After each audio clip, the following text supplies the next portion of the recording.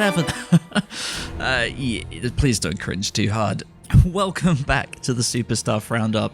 That is the episode in a nutshell, and as always with limited animation episodes, the internet likes to get a bit upset, and that's fine, that's reasonable. Looped frames are not the most exciting thing in the world, but they're not inherently bad either, and I think it's important to look at how they're constructed before writing them off entirely. Good direction, good storyboarding, and perhaps most critically, good gestural movement can be the major difference between bad and uninteresting, and actually just fine.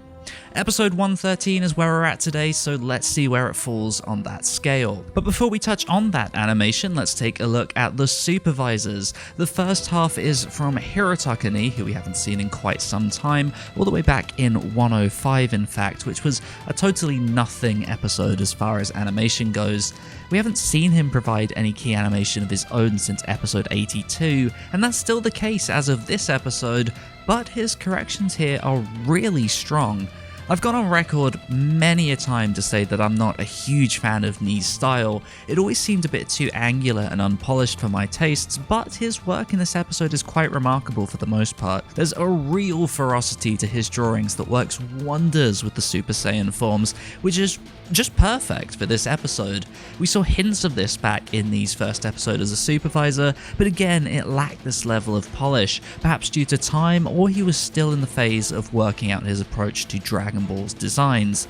Either way, it's great here, it's a little bit nostalgic, and I really hope to see more of it. So let's look at the animation itself. The opening fight is kind of strange for a couple of reasons. Despite the fact YUKIHIRO Kitano's style is seeping through Ide's corrections a little, at least on Goku, the movement of Caulifla, and in particular the smears, feel really alien for him. Kitano's right down at the bottom of the staff list, and one of his cuts from episode 39 has been reused and redrawn here. It was corrected by Ni, so I can't just look at it and attribute it to him and be on my way either.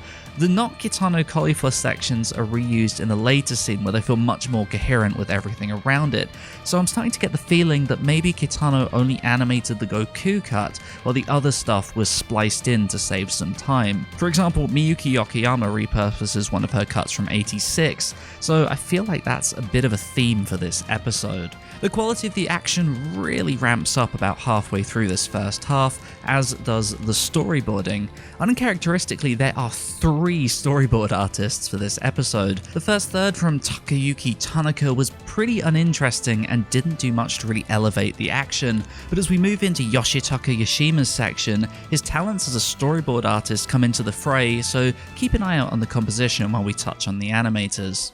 The highlight of the half comes from Shuichiro Manabe, who we know as a regular supervisor for the series, but for some reason he's been doing key animation on these episodes as of late. He animates the nicely choreographed clash, displaying his skills as a specialist action animator. The way Caulifla twists around is well executed, and despite Ide correcting Goku's reaction to the blow, you can sort of see his love of the big old mouths shining through as always. Following Goku's Zanzoken leading to Caulifla being thrown into a cliff, an animator takes over who, I'm sad to say, I'm not familiar with. Their smoke looks gorgeous, and their section is animated on 1s and 2s, meaning there's a new drawing every 1 or 2 frames, leading to some remarkably smooth movement.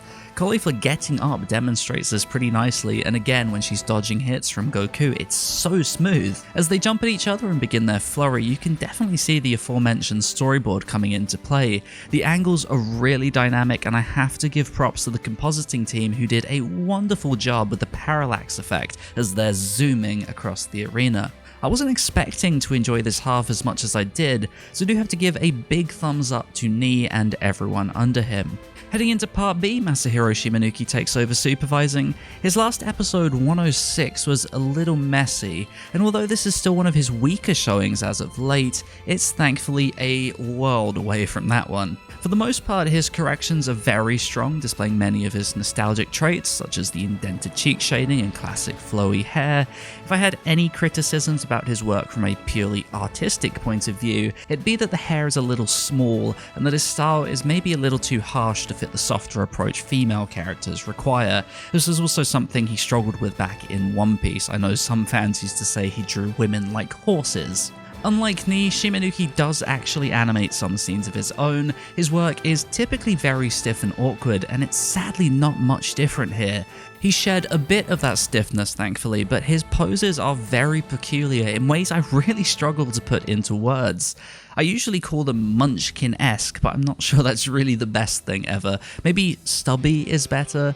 Either way, his strengths are clearly still in his effects work, as the highlights of his contributions are entirely based around scenes with beams and explosions. As much as I love Shimanuki, I'm more than content seeing him stick to a purely supervisory role. At the very least, Futoshi Higashide is here to give this half's movement a real boost from the get-go. He animates the opening scene of the second half where the two rush at each other before clashing and heading into a nice little rotation. Funnily enough, one of the last rotations he did like this was also on a Shimanuki episode. Again, even in the long shot, he can't resist having Goku rotate around Caulifla. His scene comes to an end with a great bit of camera movement as she throws her blast. We follow through with the throw and it leads us right towards Goku before he fires back, and we're hit by his familiar explosions. Sadly, the compositing department are a bit obsessed with blurring smoke, and they really went the extra mile here. It's a bit of a shame, but at the very least, some of his nicer scenes later on are spared the same treatment. I like to see the smoke effects, please stop blurring them. Lastly, and this is very much the highlight of the episode in terms of spectacle, yong-ce animates the short-lived Super Saiyan 3 moment. The smoke surrounding Goku is incredibly detailed as we've come to expect from Chu, and his lightning bolts, like I noted last time he went all out with his effects, look remarkably modern, and it's just what I like to see in Dragon Ball. The drawing itself is essentially one-to-one with Tadayoshi Yamamuro's character sheets of the series, which were actually repurposed from Z just with updated shading for Super. Despite this, Chu seems to have ignored the updated shading in favour of sticking to the original Z guide, which is of course very nice to see.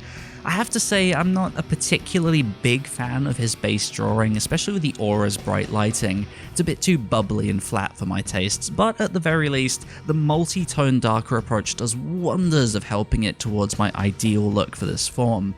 I have to give major props to him and particularly the storyboard artists for coming up with such a powerful reveal.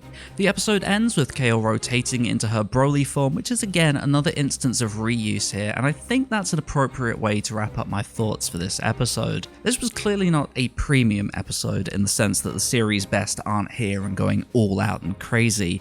It was pretty damn conservative, both in terms of its new content and the decision to repurpose many scenes. However, that doesn't make it a bad episode. For me, in spite of those pitfalls, the storyboard and direction was strong enough to elevate and carry the episode into territory that was very much enjoyable, though obviously not something that'll end up on most people's top 10 lists. I think it's a nice example of how to produce a B-tier episode without compromising the fun factor.